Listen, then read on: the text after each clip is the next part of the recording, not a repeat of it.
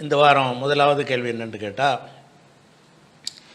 சமீபத்தில் மனிதநேய மக்கள் கட்சி சார்பில் நடத்தப்பட்ட மாநாட்டில் அந்த கட்சியின் மூலமாகத்தான் இடஒதுக்கீடை பெற்றோம், இடஒதுக்கீடை பெற்றுத்தந்தது நாங்கள்தான் என்ற வகையில் அங்குள்ள தலைவர்கள் உரையாற்றியிருக்கிறார்களே, இது உண்மையா என்று தொண்டியைச் சேர்ந்த ஃபைசல் என்கிற ஒரு சகோதரரும், மண்ணடியைச் சேர்ந்த ஷானவாஸ் என்ற சகோதரர் 2 பேர் இந்த கேள்வியை கேட்டிருக்கிறாங்க. அதாவது இடஒதுக்கீட்டுக்காக போராடணும் இல்லையா, இடஒதுக்கீட்டுக்காக போராடுகிற நேரத்தில் தேர்தலில் பங்கெடுக்கக்கூடிய பல கட்சிகள் அப்போது இருந்தார்கள். முஸ்லீம் லீக் இருந்தார்கள், தேசிய லீக் இருந்தார்கள், இன்னும் பல உதிரி கட்சிகள்லாம் இருந்தாங்க. தேர்தலில் போட்டியிடாத ஒரு அமைப்பாக அப்போது தமிழ்நாடு முஸ்லீம் முன்னேற்றக் கழகம் என்ற ஒரு அமைப்பை நம்ம வழி நடத்தி வந்தோம். இந்த தேர்தலில் போட்டியிடக்கூடிய எந்த ஒரு கட்சிகளும் இடஒதுக்கீட்டுக்காக வேண்டி தீவிரமான எந்த ஒரு முயற்சியும் செய்யலைங்கிறது மாத்திரம் இல்லாமல் அதெல்லாம் சாத்தியப்படாது, தேவையற்ற வேலையை செய்கிறார்கள் என்று சொல்லி நம்மை முஸ்லீம் லீக்குடைய அதிகாரப்பூர்வமான பத்திரிகையில் விமர்சனம் கூட செய்திருந்தார்கள். இடஒதுக்கீடுலாம் தனி இடஒதுக்கீடுலாம் கிடைக்குமா, இதெல்லாம் சாத்தியமா என்கிற அளவுக்கு தான் அவங்களுடைய நடவடிக்கை இருந்தது. நாம் களத்தில் இறங்கி போராடணும். இடஒதுக்கீடுடைய அவசியத்தை முதல்ல மக்களுக்கு விளங்க வைத்தோம்.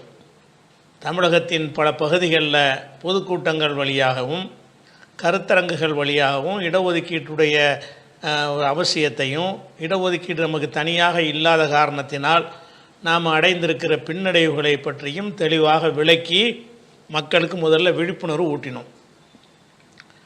அதுக்கு இறுதியாக எடுத்துக்கொள்வதாக இருந்தால், அந்த தஞ்சையில் நடந்த மாநாடு 2003 கடைசியில் தஞ்சையில் இடஒதுக்கீட்டுக்காக ஒரு பெரிய ஒரு மாநாட்டை, நம்ம பேரணியையும் மாநாட்டையும் நடத்தினோம். பெரும்பாண்டமான மக்கள் வந்தார்கள். அது ஒற்றை கோரிக்கை தான், நமக்கு இடஒதுக்கீடு எங்களுக்கு வேணும், முஸ்லீம்களுக்கு தனியாக கல்வியிலையும் வேலை வாய்ப்புலையும் இடஒதுக்கீடு தேவை என்கிறதை வலியுறுத்தி தஞ்சையில் பேரணி நடத்தினோம். இதெல்லாம் நடத்தும் பொழுது நம்ம அரசியல் கட்சியாக இருக்கவில்லை, இந்த மனிதநேய மக்கள் கட்சிங்கிறது அப்போ இருக்கவில்லை. அதாவது தமிழ்நாடு முஸ்லீம் முன்னேற்றக் கழகம்தான் இருந்தது. அதன் பேரில் தான் இந்த பேரணிகளை நடத்தணும்.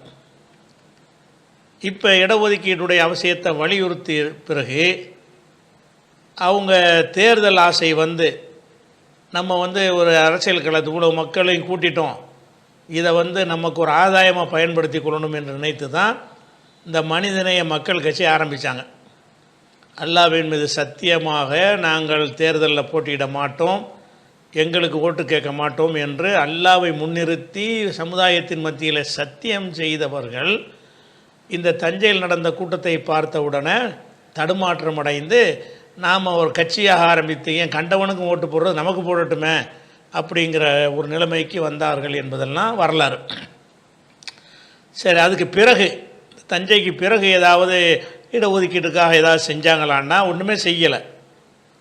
பிறகு என்ன செஞ்சோம்னு கேட்டால், அடுத்து 2004 அடுத்த தேர்தல் வரப்போகிறது. அதை கருத்தில் கொண்டு என்ன செஞ்சோம்னு கேட்டால், 2000 ஜனவரி 29 கும்பகோணத்தில் பெரும்பாண்டமான ஒரு பேரணியும் ஒரு இடஒதுக்கீட்டை வலியுறுத்துகிற ஒரு மாநாடுமாக ஏற்பாடு செஞ்சோம். அது தஞ்சாவூரில் நடத்தப்பட்ட கூட்டத்தை விட பெரும்பாண்டமான வகையில் மக்கள் வந்தார்கள். அப்போ இது எந்த மாதிரி வந்தார்கள்னு கேட்டால், இந்த கும்பகோணத்தில் நடத்தும் பொழுது தமிழ்நாடு முஸ்லீம் முன்னேற்ற கழகத்தில் நம்ம பிரிந்து விட்டோம். ஏன்னு கேட்டால், அவங்க தேர்தலுக்கு தான் போகணும்ன்ற ஒரு முடிவை பகிரங்கமாக சொல்லிவிட்ட காரணத்தினால் தேர்தலுக்கு போகிற ஒரு அமைப்பில் நாங்கள் இருக்க மாட்டோம் என்று சொல்லிவிட்டு, இன்னும் சொல்லப்போனால் தௌஹீத் பிரச்சாரம் தான் தமுமுக வளர்ச்சிக்கு முட்டுக்கட்டை என்று எழுதியே கொடுத்தார்கள்ல. அப்படி கொடுத்த காரணத்தினால் நம்ம என்ன செஞ்சோம்னு கேட்டால், தௌஹீத் பிரச்சாரம் கண்டிப்பாக முட்டுக்கட்டையாக இருக்காது, தௌஹீதுங்கிற பேர்லேயே நாங்கள் மக்களை கூட்டி காட்டுறோம் என்று சொல்லி தமிழ்நாடு தௌஹீத் ஜமாத்துங்கிற பேர்லையே கும்பகோணத்தில் நம்ம என்ன செஞ்சோம், அந்த பேரை நடத்தினோம். அது தமுமுகவின் பேரில் நடத்தின விட பல மடங்கு பெரிய மக்கள் திரளை கொண்ட ஒரு பேரணியாக அது நடந்தது. அப்போ அந்த எதுக்காக இந்த பேரணி நடத்துகிறோம்? தௌஹீத் பிரச்சாரத்துக்கு நடத்தலை, இடஒதுக்கீடுங்கிற ஒற்றை கோரிக்கைக்கு தான் நடத்துகிறோம். இந்த நடத்துகிற அதே தேதியில் இந்த தமுமுக என்ன செஞ்சாங்கன்னு கேட்டால், ராமநாதபுரத்தில் ஒரு திறந்தவெளி மைதானத்தில் போட்டியாக என்ன செய்கிறாங்கன்னா, போட்டி மாநாடுனா அதை இடஒதுக்கீட்டுக்காக வேண்டியில்லை, நமக்கு போட்டியாக என்ன செய்கிறாங்கன்னா, மக்கள் இங்கே வந்துடக்கூடாது, பல ஊர்கள்லேருந்து மக்கள் வர்றாங்க, தடுத்து நிறுத்தணும் என்பதற்காக வேண்டி போட்டி மாநாடு ஏற்பாடு செய்தார்கள். அது சும்மா ஒரு 1000 பேருக்குள்ளே தான் அவங்களால திரட்ட முடிந்தது. இங்கே பல்லாயிரம் மக்கள் என்ன செஞ்சாங்க, வந்தார்கள். அப்போவே அந்த இடஒதுக்கீட்டுக்கான ஒரு பேரணியை தடுக்கிறதுக்காக வேண்டி அதே தேதியில் வேறொரு நிகழ்ச்சியை ஏற்பாடு செஞ்சதெல்லாம் உங்களுக்கெல்லாம் தெரியும். அதற்கு பிறகு என்ன ஆகுதுன்னு கேட்டால், சிறை நிரப்புகிற போராட்டம்னு என்ன செஞ்சோம், எல்லா பகுதியிலும் நடத்தினோம். அப்போ அந்த நேரத்தில் தேர்தல் நேரமும் வந்தது. தேர்தல் நேரத்தில் அதிமுகவுடைய சைடில் இருந்து முஸ்லீம் அமைப்புகளை கூப்பிட்டு பேச்சுவார்த்தை நடத்துகிறாங்க. நம்மளை மட்டும் கூப்பிடவில்லை, பல இஸ்லாமிய அமைப்புகளை கூப்பிடும்போது அதில் ஒரு அமைப்பாக நம்ம போகணும். தனியாவெல்லாம் போய் பேரமெல்லாம் பேசலை. பல அமைப்புகளை சேர்ந்தவர்களை அழைத்து என்ன செஞ்சாங்க, உங்கள் கோரிக்கை தான் என்னன்னு கேட்டாங்க. இடஒதுக்கீடு எங்களுக்கு வேணும். இடஒதுக்கீடுனா இப்போ கடைசி நேரமாச்சு, தேர்தலுடைய நடத்தை விதிகள்லாம் வந்த பிறகு இப்போ கொடுக்க முடியாது. அது போக இடஒதுக்கீடு கொடுப்பதாக இருந்தால் உங்களுக்கு இடஒதுக்கீடு கொடுக்கணும் என்பதை சட்டப்பூர்வம் ஆக்குவதற்காக வேண்டி ஒரு ஆணையம், ஒரு கமிஷன் ஒன்று அமைத்து, அந்த கமிஷன் ஒரு ரிப்போர்ட்டு தந்த பிறகு தான் இடஒதுக்கீடு தர சட்டத்தில் இடம் இருக்கிறது. அதனால் இப்போ நாங்கள் கமிஷனை இப்போ அமைச்சிடுறோம், நாங்கள் ஆட்சிக்கு வந்தவுடனே உங்களுக்கு தருவோம். அதாவது கமிஷன் இல்லாமல் கொடுத்தா கோர்ட்டில் தலையிடுவாங்க, எந்த அடிப்படையில் இதை கொடுத்தீங்க அப்படின்னு கேட்பார்கள் என்பதற்காக வேண்டி அவங்க இந்த ஒரு கோரிக்கையை நம்மள்கிட்ட சொன்னாங்க. சந்திக்க சென்ற எல்லா இயக்க தலைவர்களும் சேர்ந்து என்ன பண்ணோம்னு கேட்டால், ஏற்றுக்கிட்டோம். நீ சரி கமிஷன், நமக்கு தெரியுது கமிஷன் போடாமல் ஒரு கமிஷன் என்ன செய்யணும்னா சூழ்நிலைலாம் பரிசீலனை பண்ணி இவங்களுக்கு கொடுக்கத்தான் வேணும், இவங்க பாதிக்கப்பட்டு தான் இருக்கிறாங்க என்பதை நியாயப்படுத்தி அந்த அறிக்கையை கொடுத்தால்தான் அதை கோர்ட்டில் போய் ஸ்டே வாங்க முடியாது. அதுக்காக வேண்டி கொடுக்கும்போது என்ன செஞ்சாங்க, நம்ம இடஒதுக்கீட்டுக்கு கமிஷன் அமைச்சிட்டாங்க. கமிஷன் அமைச்சதுக்காக நம்ம என்ன செஞ்சோம்னு கேட்டால், அதிமுக ஆதரவு கொண்ட நிலைப்பாடை எடுத்தோம். நாம் மட்டும் எடுக்கவில்லை, தமுமுகவை தவிர எல்லா முஸ்லீம் அமைப்புகளும் எடுத்தார்கள். தமுமுகவை தவிர அவங்க மாமாக்காண்டு ஆரம்பிச்சிட்டாங்க. அதை தவிர எல்லா அமைப்புகளுமே என்ன செஞ்சாங்கன்னா, அந்த ஜெயலலிதாவுக்கு தான் ஆதரவு. ஏன்னு கேட்டால், இடஒதுக்கீட்டுக்காக கமிஷன் அமைச்சிட்டாங்க. கமிஷன் அமைச்சிட்டாங்கன்னு சொன்னால் அது இடஒதுக்கீடு தருவதற்கு முதல் படி. அது அடுத்து அவங்க ஜெயிச்சு வந்தாங்கன்னா நமக்கு தருவாங்க என்று நினைத்து நம்ம என்ன செஞ்சோம், அந்த ஒரு வேலையை செஞ்சோம். அதுக்கு பிறகு இடஒதுக்கீடு அந்த கமிஷன் அமைச்ச பிறகு ஜெயலலிதாவுக்கு ஜெயிக்க முடியலை. இவங்க என்ன செஞ்சாங்கன்னா, திமுகவை ஆதரவு தெரிவித்தாங்க. யார், மாமகக்காரங்க. அந்த நேரத்தில் கலைஞர் வந்துட்டாரா, வந்தவொடனே என்ன செஞ்சாங்கன்னா, நமக்கு இடஒதுக்கீடுக்கு எந்த ஒரு முயற்சி இப்போ கலைஞர்கிட்ட தான் கேட்கணும், அதிமுகவில் கேட்க முடியும், அவங்க தான் ஜெயிக்கலையே. இப்போ கலைஞர்கிட்ட என்ன செய்யணும், இடஒதுக்கீட்டை வலியுறுத்துவதற்கு இன்னும் நம்ம வீரியமாக நம்ம ஒரு போராட்டத்தை நடத்தணும்னு சொல்லி, சிறை நிரப்புகிற மத்திய சிறைகள் எத்தனை ஊரில் இருக்கிறதோ அந்த ஊர்கள் அனைத்துலேயும் இந்த சிறை நிரப்புகிற போராட்டம், அதாவது திருச்சி, மதுரை, வேலூர், சேலம், சென்னைன்னு சொல்லி கோவை, எங்கெல்லாம் மத்திய சிறைச்சாலைகள் இருக்கிறதோ அந்த நகரங்களை தேர்வு செய்து எல்லா நகரங்கள்லேயும் சிறை செல்லும் சிறை நிரப்பும் போராட்டம் என்று சொல்லி நம்ம பிரம்மாண்டமான ஒரு போராட்டத்தை முன்னெடுப்பு செஞ்சு அதை நம்ம அறிவித்தோம். எதுக்காக வேண்டி, இப்போ ஆட்சி இவங்க வந்துட்டாங்க, கலைஞர் வந்துட்டார், அவர் ஆட்சியில் நம்ம பெறுவதாக இருந்தால் இது மக்களுடைய கோரிக்கையை அவர் கொண்டு செல்லணும், இது ஒட்டுமொத்த சமுதாயத்தினுடைய கோரிக்கை என்று இந்த ஸ்ட்ரென்த்தை வச்சு தான் முடிவு பண்ணுவாங்க. அதுக்காக தான் இந்த போராட்டம் நடத்தணும். நடத்தும் போது இப்போ இடஒதுக்கீடு வாங்கி தந்தேன்னு சொல்கிறாங்கல்ல, மாமாக்கா என்ன செஞ்சாங்க, 95 தமுமுக இந்த சமுதாயத்திற்கு இடஒதுக்கீடு வேண்டும் கல்வி வேலை வாய்ப்புல என்ற ஒரு செய்தியை முதலில் சொன்னப்ப இதெல்லாம் போகாத ஊருக்கு வழின்னு சொன்னாங்க சில பேர். ஆனால் உறுதியாக இருந்தோம், நிச்சயமாக இந்த சமுதாயத்திற்கு கல்வி வேலை வாய்ப்பு இடஒதுக்கீட்டை தமுமுக பெற்று தரும் என்கின்ற உறுதி இருந்தது. 13 ஆண்டு காலம் போராடினோம். 2006 கலைஞர் சட்டமன்ற தேர்தலை சந்திக்கும் போது முத்தமிழர் கலைஞர் இடத்துல போய் நம்முடைய தலைவர்கள் கேட்டாங்க, நீங்கள் ஆட்சிக்கு வந்தால் இந்த சமுதாயத்துக்கு இடஒதுக்கீடு தர வேண்டும் என்ற கோரிக்கையை நீங்கள் உங்களுடைய தேர்தல் அறிக்கையில் சொல்லணும்னு சொன்னாங்க. அதை ஏற்றுக்கொண்ட கலைஞர் நாங்கள் ஆட்சிக்கு வந்தால் தருவோம் சொன்னாரு. 2004 முத்தமிழர் கலைஞர் அவர்களை அரியாசனத்தில் அமர்த்தினோம். 2007 இடஒதுக்கீட்டை பெற்று சாதனை படைத்த பேரியக்கம் தான் தமுமுக. இப்போ இடஒதுக்கீடு வாங்கி தந்தேன்னு சொல்கிறாங்கல்ல, மாமாக்கா என்ன செஞ்சாங்க? நாம் தமிழ்நாட்டில் தமிழக அரசாங்கம் இடஒதுக்கீடு தரணும்னு கேட்குறோம். இவர் என்ன செஞ்சார்கள்னு கேட்டால், பைத்தியக்காரங்க, நம்மளை இவங்கெல்லாம் பைத்தியக்காரங்க, அறிவு கெட்டவர்கள், அரசியல் பாடம் படிக்காதவர்கள். மாநில அரசாங்கம் இடஒதுக்கீடு தரதுக்கு அதிகாரம் இருக்குதா? மத்திய அரசாங்கம் தானே தரணும். மாநில அரசாங்கம் எப்படி தரேன்? மாநில அரசாங்கம் மத்திய அரசாங்கம் மாநில அரசாங்கத்துக்கு இடஒதுக்கீடு கொடுக்கறதுக்கு உங்கள் அனுமதி கொடுக்கணும். அப்படிங்கிறது தான் சரியான சட்டத்தின் நிலை. அதனால் மத்திய அரசாங்கத்தை தான் வலியுறுத்தணுமே தவிர தமிழ்நாட்டில் உட்காந்துக்கிட்டு சிறை நிரப்பும் போராட்டம் நடத்துறது பைத்தியக்காரத்தனம்னு சொன்னாங்களா இல்லையா? சொன்னது மாத்திரம் இல்லாமல் டெல்லிக்கு அவங்க ஆட்கள் அழைத்து சென்று டெல்லியில் போய் போராட்டம் நடத்தினாங்க. எதுக்காக வேண்டி? இடஒதுக்கீடை வழங்கக்கூடிய தமிழக அரசுக்கு அதிகாரம் அளிக்கும்படி போராட்டம். தமிழக அரசு வழங்குறதுக்கு அதிகாரம் இருக்குங்கிறத அவங்க இடஒதுக்கீடை கொடுத்து கலைஞர் நிரூபிச்சிட்டார். பின்னாடி மூஞ்சில் கரியை பூசிட்டார். ஆனால் இவங்க என்ன செஞ்சாங்க? கொடுக்காமல் இருப்பதற்காக வேண்டி, கலைஞரே உங்களுக்கு கொடுக்குற அதிகாரம் கிடையாது, நாங்கள் பார்த்துக்கிறோம், நாங்கள் முட்டு கொடுத்துக்கிறோம், நாங்கள் போய் டெல்லியில் போராட்டம் நடத்துகிறோம், இவங்க கத்திரெல்லாம் கவனத்தில் எடுத்துக்கொள்ளாதீங்க. அப்போ கொடுக்க வந்தவரை கொடுக்காமல் ஆக்கின வேலையை செஞ்சது யார்? இந்த மாமாக்கா.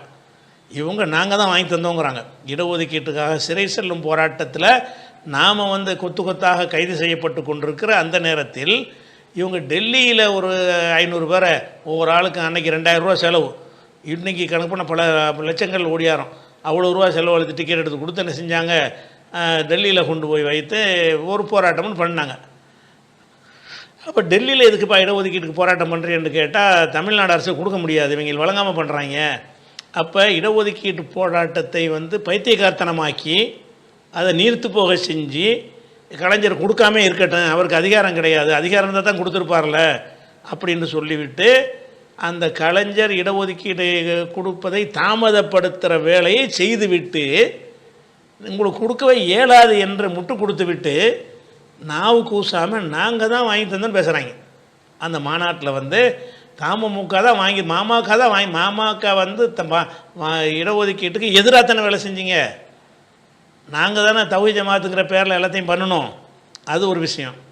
அதுக்கடுத்து இது அடிபட்டு போச்சு, மக்கள்கிட்ட எடுபடலை. சிறை நிரப்பும் போராட்டத்தையும் பார்த்தாங்க, டெல்லிக்கு போனதையும் பார்த்தாங்க. இது ஒட்டுமொத்த சமுதாயம் இதில் ஏமாற தயாராக இல்லை என்று தெரிந்த பிறகு கலைஞர் என்ன செஞ்சார்ன்னு கேட்டால், நீதிமன்றத்தில் அது சம்பந்தமான வழக்கு இருக்கிறது, அதனால் இப்போதைக்கு தர இயலாது, வழக்கு முடிஞ்சோன்னு தரணுன்றார். அது கோரிக்கைக்கு பாதி செவி சாய்க்கிறார். எப்படி? உங்களுக்கு இடஒதுக்கீடு தரலாம், ஆனால் இடஒதுக்கீடு சம்பந்தமான வழக்கு நீதிமன்றத்தில் இருக்கிறது, அந்த வழக்கு இருக்கும்போது ஒரு விஷயத்தை நம்ம எடுக்க முடியாது அப்படின்னு சொல்லி அரசாங்கத்தின் சார்பாக கலைஞர் என்ன செஞ்சார்னு கேட்டால், அது அப்படி ஒன்று செஞ்சார். இப்போ நம்ம என்ன செஞ்சோம்னு கேட்டால், நீதிமன்ற வழக்குக்கு இதுக்கு சம்மந்தமே இல்லை. நீதிமன்றத்தில் உள்ள வழக்கு என்னன்னு கேட்டால், இப்போ 69% இடஒதுக்கீடு இருக்குது. ஒட்டுமொத்த இடஒதுக்கீடு எவ்வளோ உண்டு கேட்டால் 69 அன்றைக்கி இருந்தது, 69% இருக்கிறது. இந்த 69 மேலும் அதிகரிக்கலாமா என்பது குறித்த வழக்கு தான் நடந்துக்கிட்டு இருக்கிறது. 69 ஒரு 75 ஆக்கலாமா, அந்த மாதிரியான விஷயத்துக்கு தான் அந்த வழக்கு நடக்கிறது. நம்ம நடக்கிறது 69ஐ விட அதிகப்படுத்தி நாங்கள் உங்கள்கிட்ட கேட்கல. நாங்கள் எங்கள் கோரிக்கை என்னன்னு கேட்டால், ஏற்கனவே நீங்கள் பிசின்ற வகையில் இடஒதுக்கீடு வச்சுருக்கிறீங்க. பிசிக்கு ஒரு 30% இடஒதுக்கீடு வச்சுருக்கிறீங்க பிற்படுத்தப்பட்ட சமுதாயத்திற்கு. எம்பிசிக்கு ஒரு 20 வச்சுருக்கிறீங்க, தலித் மக்களுக்கு ஒரு 18 வச்சுருக்கிறீங்க, மலைவாழ் மக்களுக்கு ஒரு 1 வச்சுருக்கிறீங்க. ஆக மொத்தம் 69. 30 பிசி, 20 எம்பிசி, அப்புறம் அந்த ஒரு 18 எஸ்சி வகைராக்கள், 1 மலைவாழ் மக்கள் என்று சொல்லி மொத்தம் 69%. இப்போ நீங்கள் கொடுத்துட்ருக்குறீங்கல்ல, நாங்கள் 69லேருந்து ஒரு 5 கூட்டி 74 தாங்கன்னு உங்கள்கிட்ட கேட்கல. அப்படி நீங்கள் செய்வதாக இருந்தால் தான் நீதிமன்ற வழக்குக்கு அது பாதிக்கும். நாங்கள் கேட்பது என்னென்னு கேட்டால், பிசிங்கிற அடிப்படையில் 30 கொடுக்குறீங்கல்ல, அந்த பிசி பட்டியலில் நாங்களும் இருக்கிறோம்ல, முஸ்லீம் ரப்பராவுத்தர்னு சேர்த்து வச்சுருக்கிறீங்க. நாங்கள் கேட்பதெல்லாம் அந்த 30லேருந்து பிரித்து கொடுத்துருங்க. முஸ்லீமுக்கு எவ்வளோ, முஸ்லீம் அல்லாததுக்கு எவ்வளோ. நாங்கள் இடஒதுக்கீட்டுடைய அந்த அளவை, ஒட்டுமொத்த அளவை அதிகரிக்கிற நாங்கள் கேட்கவே இல்லை. நாங்கள் கேட்பதெல்லாம் 30 பிசின்னு வச்சுருக்கிறீங்க, முஸ்லீம் கிடைக்க மாட்டேங்குது.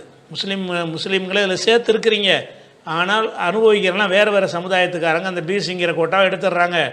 எங்களுக்குன்னு அதை தனியாக பிரித்து கொடுத்துட்டீங்கன்னா போதும்னு தான் நாங்கள் கேட்குறோம் அப்படின்னு சொல்லி அந்த கலைஞர் வாதம் தவறு என்பதை பல மீட்டிங்குகள் வழியாக, பிரசுரங்கள் வழியாக நம்ம தெளிவுபடுத்தின பிறகு, மக்கள் விழிப்படைந்த பிறகு கலைஞர் என்ன செஞ்சார்னு கேட்டால், அப்போ சரின்னு சொல்லி அதுலேருந்து 3 பிரித்து கொடுத்தார். 30 அந்த பிசின்னு இருந்ததில் பிசிஎம் என்று ஒரு 3.5%, பிசிசி கிறிஸ்டினுக்கு ஒரு 3 போட்டு 30%, 23 மட்டும் பிசியாக ஆக்கி 3 கிறிஸ்தவர்கள், 3 முஸ்லீம்கள் என்று சொல்லி 30 ஃபுல்லப் பண்ணார். அப்போ இதை செய்ய முடிஞ்சிருக்கு. அந்த சட்டத்தில் இடமில்லைன்னு சொன்னதும் தப்பாக போச்சு. நம்ம கவுண்டர் கொடுத்த பிறகு அவங்களும் செஞ்சாங்க. அது போக என்ன செஞ்சாங்கன்னா, முன்னொரு விளக்கமும் சொன்னாங்க திமுக தரப்பில். இடஒதுக்கீடு என்பது மத அடிப்படையில் கொடுக்க முடியாது, மத அடிப்படையில் கொடுத்தால் அது கோர்ட்டு தலையிட்டு தடுப்பாங்க என்ற மாதிரி ஒரு வாதத்தை வைத்தார்கள். அப்போ நம்ம என்ன செஞ்சோம்னு கேட்டால், இந்த பதிலும் சரியில்லைங்க, நாங்கள் மத அடிப்படையில் கேட்கல, மத அடிப்படையில் கேட்காம முஸ்லீம்களில் பிற்பட்டவர்களுக்கு தான் கேட்குறோம். முஸ்லீமுக்கெல்லாம் கொடுன்னு கேட்டால் தான் உங்களுக்கு சட்ட சிக்கல் வரும் அப்படிங்கிறத சொல்லி கனிமொழி அவர்களுக்கு அவங்களுக்கு விளக்கி சொல்லக்கூடிய ஆட்கள் மூலமாக இந்த தகவலை நான் கொண்டு போய், நீங்கள் இந்த வாசகத்தை போட்டு எடுத்தீங்கன்னு சொன்னால் கோர்ட்டுக்கெலாம் போக இயலாது. முஸ்லீமுக்கு 3ன்னு சொல்லாமல் முஸ்லீம்களில் பிற்பட்டவர்களுக்கு 3ன்னு சொன்னீங்கன்னா அது பிற்பட்டவர்களுக்கு கொடுக்குறத கோர்ட்டு தலையிட முடியாது. இந்த வாதங்கள்லாம் முன்வைத்து எடுத்து சொல்லி விளக்கி நம்ம என்ன வாசகத்தை எழுதி கொடுத்தோமோ அதை போட்டு தான் சட்டத்தை கொண்டு வந்தாங்க. அப்போ அதுக்குரிய எல்லா தடைகளையும் நீக்கிற வேலையை நம்ம தான் செஞ்சோமே தவிர என்ன செய்யலை. அவங்க இந்த மாமாக்கா ஒன்றும் செய்யவே இல்லை. அப்போ அது போக என்ன செஞ்சாங்கன்னு கேட்டால், இடஒதுக்கீடு கொடுத்துட்டாங்களா, கொடுத்ததுக்கு பிறகு இடஒதுக்கீட்டை பற்றி பார்க்குறோம், இடஒதுக்கீடு கிடைக்க மாட்டேங்குது. கொடுத்தாச்சு, அறிவிப்பெல்லாம் செஞ்சாச்சு, 4000 பணிகளுக்கு ஆட்களை தேர்வு செஞ்சாங்கன்னு விளம்பரம் வருது. 4000ல் 4 முஸ்லீம் தான் இருக்கிறான்.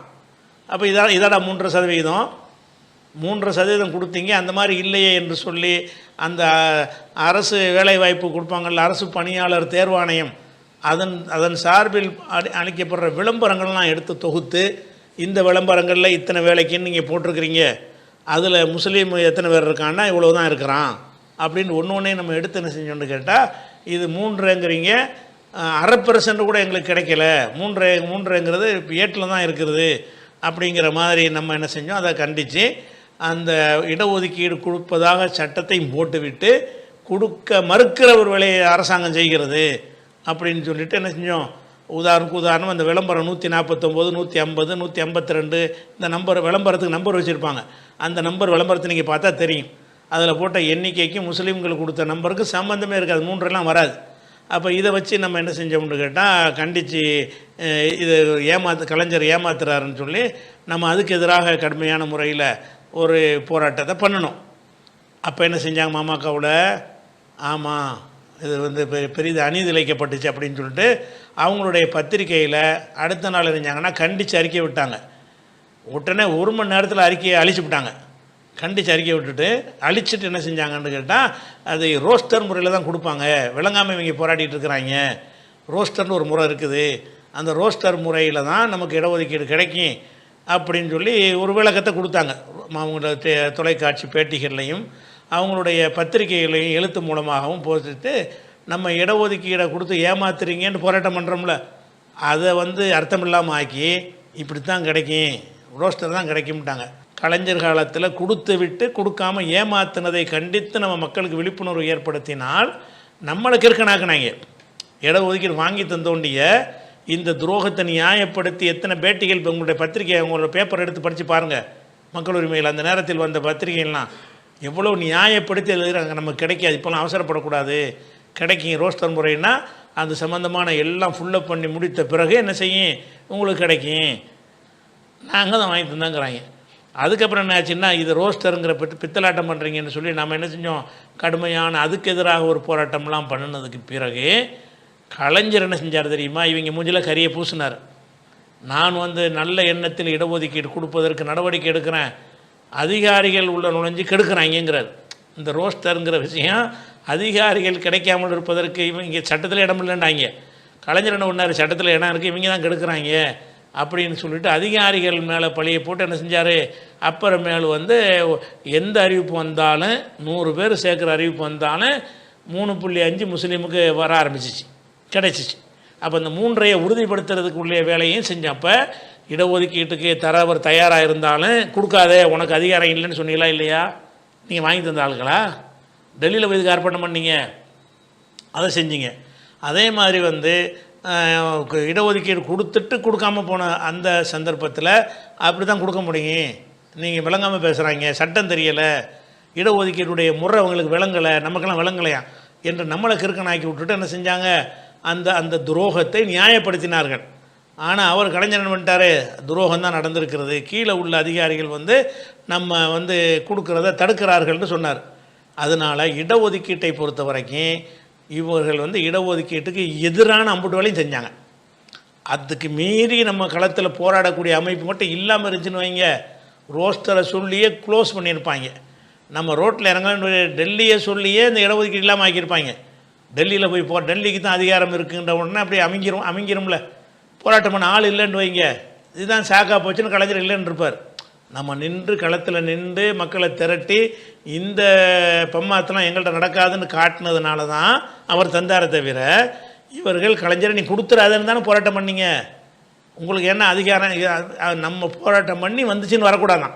அதுக்காக வேண்டி கலைஞர்கிட்ட இடஒதுக்கீடு கொடுக்க உங்களுக்கு அதிகாரமே கிடையாது, கடைசியில் கொடுத்தார் அவர். அதையும் கரிய பூசினார்.